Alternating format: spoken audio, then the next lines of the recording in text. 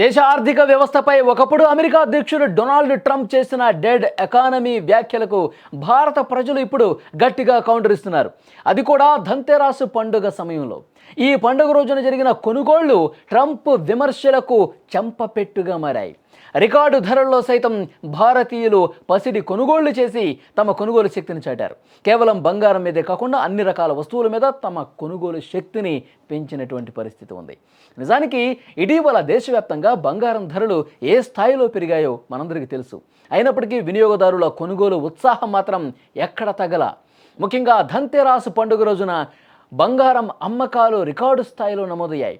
ధరలు పెరిగినా ప్రజలు ఆభరణాలు, నాణ్యాలు, వెండి వస్తువులను పెద్ద ఎత్తున కొనుగోలు చేశారు.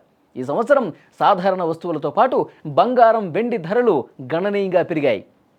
అయినప్పటికీ వినియోగదారులు దాదాపు 1,00,000 కోట్ల వరకు ఖర్చు చేసినట్లుగా confederation of all India traders ప్రకటించింది. మళ్ళీ చెప్తున్నా, 1,00,000 కోట్లకు పైగా కొనుగోలు చేసినటువంటి పరిస్థితి ఉంది.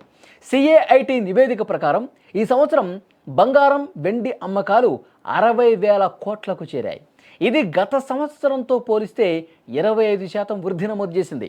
బంగారం ధర 10 గ్రాములకు ఏకంగా 1,30,000 దాటింది. అలాగే వెండి ధర కిలోకి 1,80,000 రూపాయలకు పెరిగింది. ఈ భారీ ధరల మధ్య కూడా వినియోగదారులు ఎక్కడా కూడా వెనకడుగు వేయటం లేదు. బంగారంపై ఉన్న ఆధ్యాత్మిక విశ్వాసం, సాంస్కృతిక ప్రాధాన్యత ఇవన్నీ కూడా మార్కెట్లు కిటకిటలాడేలా చేశాయి. దేశవ్యాప్తంగా ముఖ్యమైనటువంటి నగరాల్లో ఢిల్లీ కావచ్చు, ముంబై కావచ్చు, బెంగళూరు కావచ్చు, చెన్నై, ఇలా అన్ని మెట్రోపాలిటన్ సిటీస్లో ఆభరణాల మార్కెట్లు రద్దీగా మారినటువంటి పరిస్థితి ఉంది. ఢిల్లీలోని వెండి మార్కెట్లలో ఒక్కరోజు వ్యాపారం 10,000 కోట్లకు పైగా నమోదైందంటే ఏ స్థాయిలో వినియోగదారులు ఈ బంగారం, వెండి కొనేందుకు ప్రయత్నం చేశారనేది అర్థమవుతుంది. బంగారం, వెండి మాత్రమే కాదండి, పాత్రలు కావచ్చు, ఎలక్ట్రానిక్ ఐటమ్స్ కావచ్చు, మతపరమైనటువంటి వస్తువులు కావచ్చు, వాహనాలు కావచ్చు, గృహ అలంకరణ వస్తువులు కావచ్చు, ఇవన్నీ కూడా విపరీతంగా కొనుగోలు చేసినటువంటి పరిస్థితి ఉంది. బంగారం, వెండి, ఇతర వస్తువులతో కలిపి మొత్తంగా ఈ సంవత్సరం 1,00,000 కోట్లకు పైగా అమ్మకాలు జరిగాయి. గత సంవత్సరం 2024 సాధారణ వస్తువులు, బంగారం, వెండి వస్తువులు దాదాపు అన్నీ కూడా 60,000 కోట్లు అమ్మకాలు జరిగితే కేవలం బంగారం, వెండి ఆ మొత్తాన్ని దాటేసింది ఈసారి. అన్ని వస్తువులు కలిపితే 1,00,000 కోట్లు దాటిందనమాట. బంగారం, వెండి పోయిన ఏడాదితో పోలిస్తే ఈ ఏడాది ఆ సంఖ్య దాదాపు రెండింతలైనటువంటి పరిస్థితి ఉంది. ఈ సంవత్సరం బంగారం అమ్మకాలు 20 నుంచి 35 టన్నుల వరకు ఉన్నాయని నివేదికలు చెప్తున్నాయి. ఈ ఏడాది పెరిగిన ధరల మధ్య కూడా వినియోగదారులు ఎక్కడా కూడా తమ ఇంట్రెస్ట్ తగ్గిన పరిస్థితి లేదు. సో పెరిగినా పెరగకపోయినా మాకు సంబంధం లేదు, మేము బంగారం కొనాల్సిందే, మేము వెండిని కొనాల్సిందే. ధన్తెరస్ సందర్భంగా మాకు చాలా సెంటిమెంటు, మా సంప్రదాయం బంగారం ఆభరణాలు కొనుగోలు చేయడం. కాబట్టి దాన్ని ఎక్కడ కూడా వాళ్ళు వెనకడుగు వేసిన పరిస్థితి లేదు. మొత్తానికి భారత్ ఎకానమీ విషయంలో ట్రంప్ గతంలో ఏవైతే విమర్శలు చేశాడో ఆ విమర్శలకు గట్టిగా కౌంటర్ ఇచ్చే విధంగా, నోటికి తాళం వేసే విధంగా ఈ కొనుగోళ్ల జోష్ అనేది భారతీయ సంస్కృతికి, ఆర్థిక వ్యవస్థకు కొత్త వెలుగుని తీసుకొచ్చినటువంటి పరిస్థితి ఉంది. డొనాల్డ్ ట్రంప్ గతంలో ఏం మాట్లాడాడు? భారత్ని, రష్యాని, వాళ్ళకి కంటగింపుగా ఉన్నటువంటి దేశాలని ఉద్దేశించి డెడ్ ఎకానమీ, ఇది ఒక మృత వ్యవస్థగా, మృత ఆర్థిక వ్యవస్థగా చెప్పినటువంటి పరిస్థితి ఉంది. మన మీద అంత దారుణంగా విమర్శలు చేశాడు. కానీ దానికి గట్టిగా కౌంటర్ ఇచ్చే విధంగా, చెక్ పెట్టే విధంగా ఈరోజు భారత ఆర్థిక వ్యవస్థ ఏ విధంగా కొత్త పుంతలు తొక్కుతుందో మనకు అర్థమవుతుంది.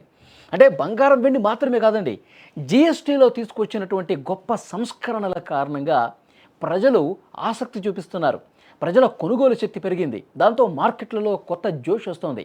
ప్రజలు నిత్యావసర వస్తువుల్ని మొదలుకొని వాళ్ళు ఇంట్లో వాడుకునే ఎలక్ట్రానిక్ వస్తువుల వరకు, అలాగే వాహనాల విషయంలో కావచ్చు, ఇంకా ఇతరత్ర వస్తువులు కావచ్చు, ఇవన్నీ కూడా కొనుగోలు చూపించడానికి ఆసక్తి చూపిస్తున్నారు. ఎందుకంటే జిఎస్టీలో మార్పులు రావడం వల్ల, జిఎస్టీ తగ్గుముఖం పట్టడం వల్ల, కొన్ని అసలు వస్తువులకి అసలు 0 జిఎస్టీ ఉండటం వల్ల ప్రజలు కొనుగోలు శక్తి పెరిగింది.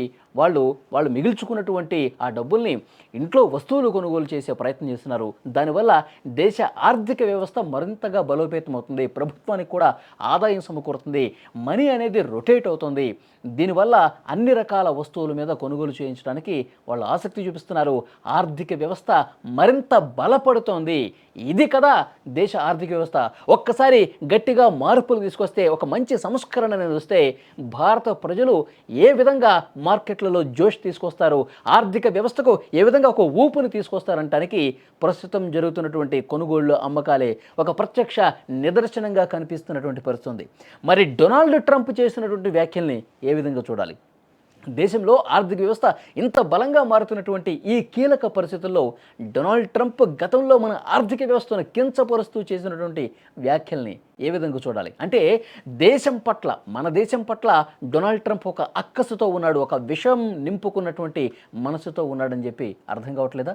డొనాల్డ్ ట్రంప్ కేవలం మన మీద విమర్శలు చేయటం కోసమే, మనం అతను చెప్పినటువంటి మాట వినట్లేదని, రష్యా నుంచి చమురు కొనుగోలు చేయవద్దు అని చెప్పి వాళ్ళు ఆంక్షలు పెడితే దాన్ని ఏమాత్రం పట్టించుకోకుండా మన ప్రయోజనాల కోసం మార్కెట్లో ఉన్న ఒడిదుడుకులకు అనుగుణంగానే మనం రష్యా నుంచి చమురు కొనుగోలు చేస్తున్నాం. ట్రంప్ చెప్పాడనో ఇంకొకటి చెప్పాడనో మన నిర్ణయాన్ని మార్చుకోవాల్సిన అవసరం లేదని ప్రధానమంత్రి నరేంద్ర మోదీ గారు చాలా గట్టిగా కౌంటర్ ఇచ్చినటువంటి పరిస్థితి. అది నచ్చకే డొనాల్డ్ ట్రంప్ లాంటి వాళ్ళు డెడ్ ఎకానమీ అని చెప్పి మనల్ని విమర్శిస్తున్న పరిస్థితి. కానీ ఈరోజు అర్థం కాలేదా? ఈరోజు పరిస్థితులు అర్థం పట్టట్లేదా? ఈరోజు భారతదేశం ఆర్థిక వ్యవస్థ ఏ స్థాయిలో ఒక కొత్త ఉత్సాహంతో, ఒక కొత్త నూతన ఒరవడితో ముందుకు పోతుందో, జరుగుతున్నటువంటి అమ్మకాలు కొనుగోళ్లు రికార్డు స్థాయిలో జరగటం అనేది దీనికి చాలా ప్రత్యక్ష నిదర్శనంగా కనిపిస్తున్న పరిస్థితి. మరి ఈ పరిస్థితుల్లో డొనాల్డ్ ట్రంప్ వ్యాఖ్యల్ని, ప్రస్తుతం జరుగుతున్న పరిణామాల్ని మీరు ఏ విధంగా చూస్తారు? Please comment.